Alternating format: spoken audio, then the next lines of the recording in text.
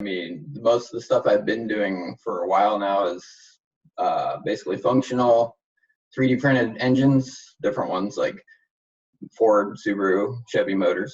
Basically, couldn't get it to be flat to save my life or just stay in place because like it's a big surface area of part, so definitely run into problems with the corners and edges on those.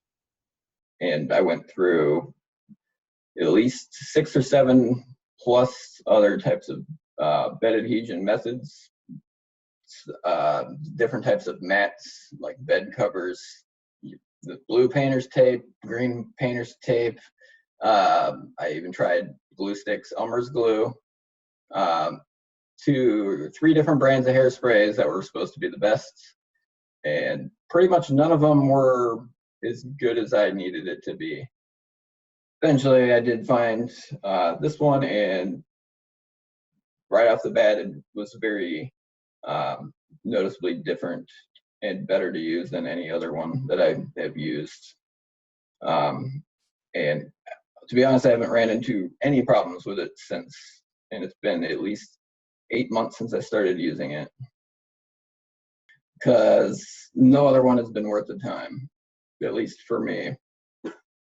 If you're printing for just like PLA and like probably PETG, it really lasts for probably like at least 20 or 30 prints at the very minimum.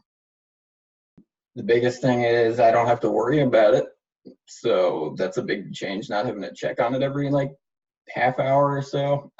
Making sure it's not like, you know, falling off the bed in spaghetti and stuff like that.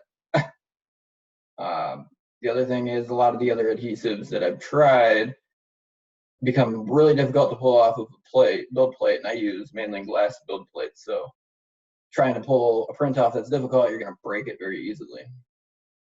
The bed, that is. It's better than trying to rip off blue painter's tape strips trying to cover your bed, or using like wood glue, and a lot of the methods are just messy. Hairspray, for one, it goes everywhere unless you want to like brush it on, and then it's too thick. So it actually works, and there's no mess really to it.